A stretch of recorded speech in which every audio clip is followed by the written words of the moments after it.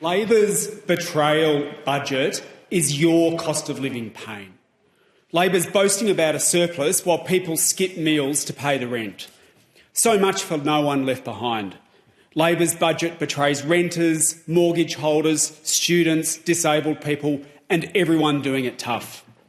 Labor could have put in place a freeze and cap on rents, and instead they're leaving renters to rot in housing hell, offering only a quarter of a renters up to an extra $1.30 a day, while average rents are set to go up by $46 a week.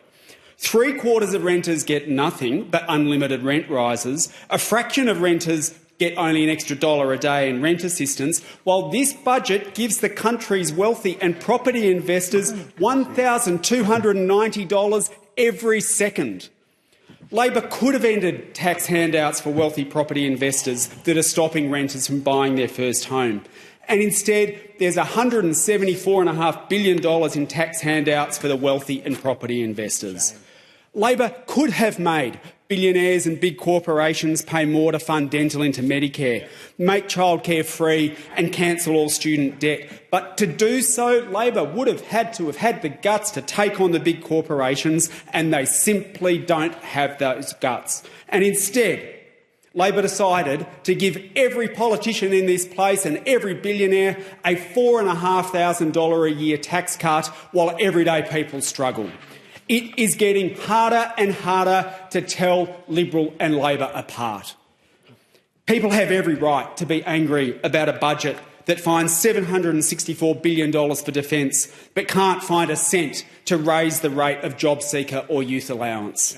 There's new money for tax cuts for politicians this year, but there's no new money for frontline services for women fleeing family and domestic violence.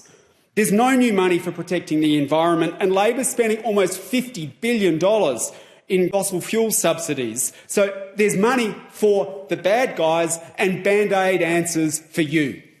The Greens will move to amend the budget to stop the direct handouts to coal and gas and oil. Handouts like the billions of dollars that Labor's spending on the Middle Arm precinct in the Northern Territory, a big new gas factory that Labor is hell-bent on backing. What does this Labor government expect people to do? Like, genuinely, what is it? What is a renter who's been slugged with another out-of-control rent increase supposed to do when you Labor won't freeze rents? What is a student with a completely unaffordable degree or a HECS debt supposed to do when you Labor won't wipe it or make uni free like it was for the Prime Minister?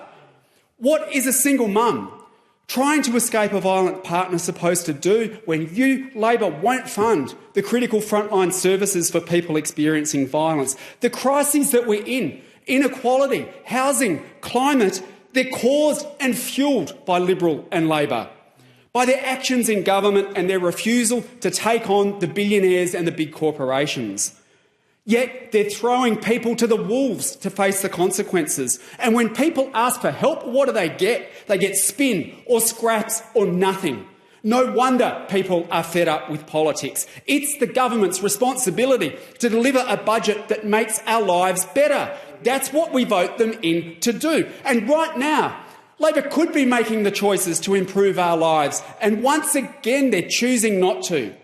We could have frozen rents, stopped the handouts for property investors and used those billions to build public housing that everyone wants to live in. We could have taxed the big coal and gas corporations and used that money to deliver free childcare while fully funding dental and mental health care as part of Medicare. And instead of handing billions of dollars to defence corporations for nuclear submarines while millions of people around this world are marching for peace, we could have lifted those on job seeker and youth allowance out of poverty. And that's not even mentioning the $4,500 a year tax cut that Labor handed politicians and billionaires while everyday people skip meals just to pay rent. The housing, rental and cost of living crises are breaking people. We can't afford more of Labor's Band-Aid answers that make the problems worse. It's time to take on the big banks, the big corporations and the billionaires to stop the price gouging and make unlimited rent rises illegal. Authorised by J. McCall, Australian Greens, Canberra.